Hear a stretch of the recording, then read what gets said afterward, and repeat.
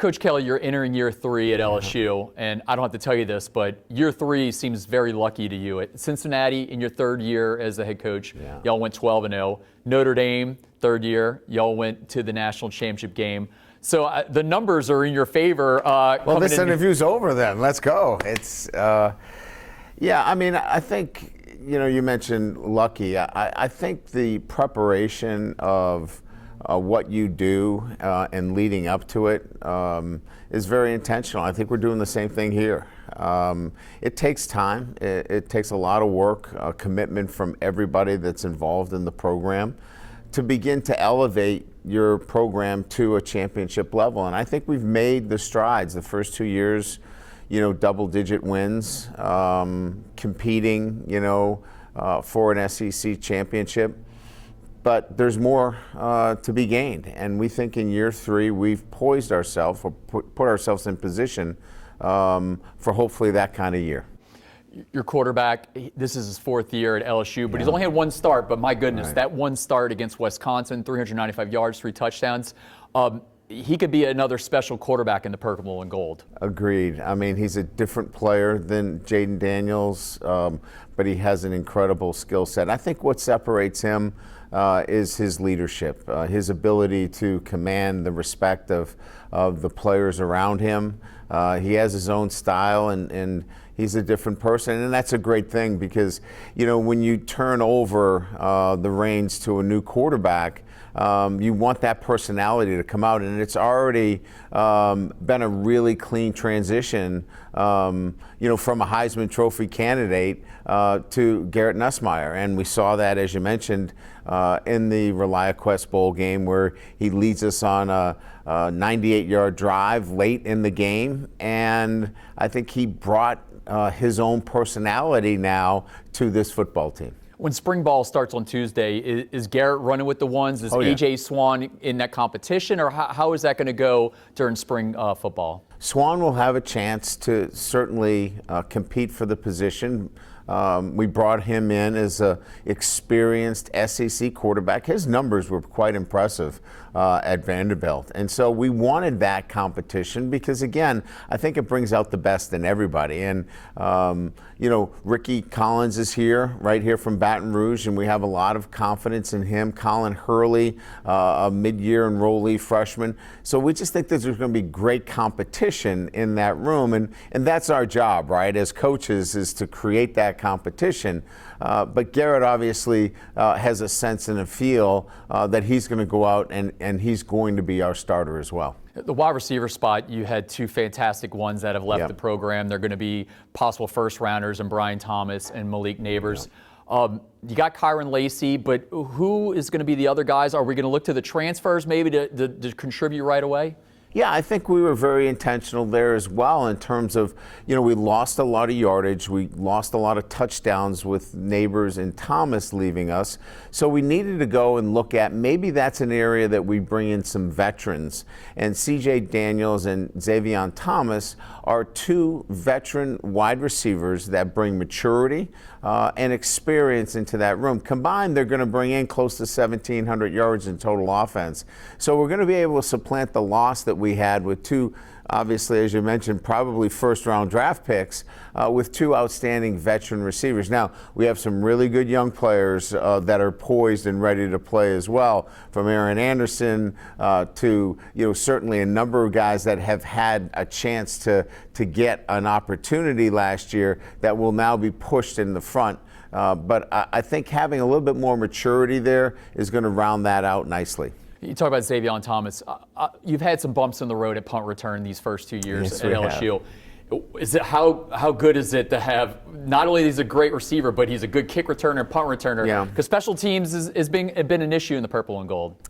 Yeah, and look, I mean, at the end of the day, if you look at the numbers, there's nobody that's really dominating punt returns anymore. In college football, I think, 8 yards of return led the country. It's so difficult to get a good punt return. We just want to field the ball cleanly. We want an opportunity that once in a while that we can advance it. And the same thing with kickoffs. These kickers now today are kicking it out of the back of the end zone. I know the NFL is even looking at how can they bring, kickoff? How can they bring punt back into the game? Because right now, those two facets of special teams have been virtually eliminated. And so it's great to have a guy like Xavion. But again, I think it's more important that we do something that brings it back into the game, and I think it's been legislated out in so many ways. We got to look at ways that we can get those back into the game. I covered the game in Oxford when y'all lost to Ole Miss, gave up 55 points. Yeah. Jalen Milroe ran for 4 touchdowns. Obviously, the defense is not where you wanted it last year. What went into the decision to bring in Blake Baker as your defensive coordinator? Well, there was, certainly we didn't live up to the standard of LSU defense, but it wasn't just this year. I mean, LSU had not been playing very good defense for 2 or 3 years, even before I got here. So, this was really needing to make a major correction and get this defense playing to the level that can take this team to a championship, because we had a championship offense. That was pretty clear. We did not have a championship defense. And that means bringing in obviously new coaches. And so I felt Blake brought the leadership, the energy, as well as the other coaches that we hired. I think we've brought in some dynamic coaches on the defensive side of the ball that will inject a personality, an energy that will get our LSU defense back to where it needs to be. Going into the 2023 season, it was Harold Perkins that was getting all the publicity, not Jaden Daniels. Right. Harold last season, I guess, didn't maximize his potential. With Blake Baker's aggressive defense, is this going to be a big season for Harold if he can get into this aggressive nature? I think it's our responsibility and Harold's to certainly come back this year and show what he's capable of. And so I think it has to fall on both the coaching and the player to put him in a great position so he can succeed. And then Harold's got to be committed to being that person as well. So I think it has to fall on both. And I know he's committed to it. I know our coaching staff is. And we look for Harold to bounce back with a great year and a year where I think he can be the best player on defense in the SEC. Is it too much for people to focus outside the program on where Harold lines up? There's a lot of talk of, is he on the edge? Is he playing inside linebacker? Is it more a matter of when the ball is snapped where he goes? I think the latter. I think it's much more important that Harold is in a position where he feels comfortable, that he can play fast and impact the defense. And, we needed to try to maximize his ability last year where we played him on the edge. But there's so many other factors. He's got to be in coverage. He's got to be able to, get run fits from the edge and not be in the middle of the defense. So I think, again, getting him closer to the football, getting him in the action at the will linebacker position, I think will impact him play after play, and that's what the goal is moving forward. Patrick Peterson, Tyrann Mathieu, Tre'Davious White, Derek Stingley Jr., this was DBU. Yeah. This has not been DBU the last few years. Do bring in Corey Raymond back? What needs to happen for LSU to get back to the DBU moniker that's been a hallmark of this program? Well, I think it's a mindset, but I think it's also, growing up. We had a lot of young players I think about 18 underclassmen that were learning how to play the position.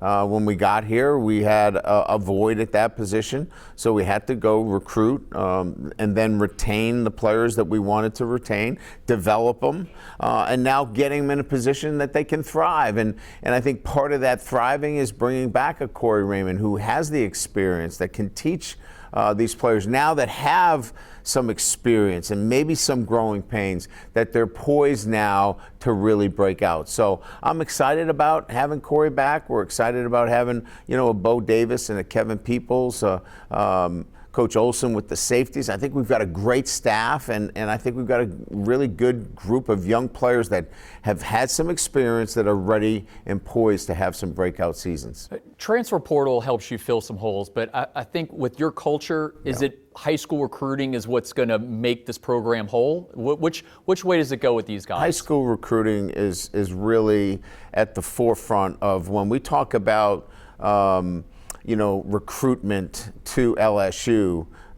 We want to bring in the best and the brightest. We want those that have the talent and the traits necessary so, we can develop you, we can engage you, Certainly we want to retain you here at LSU. That's a big part of where we're at. And then, as I mentioned, have success. And we think it starts with the state of Louisiana. It starts with the high school player.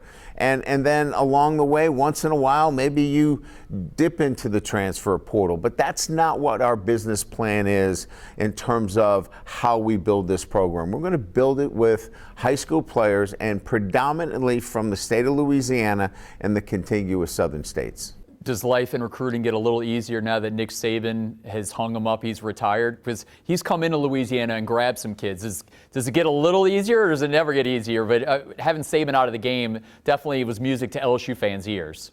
Look, he's the greatest college coach in my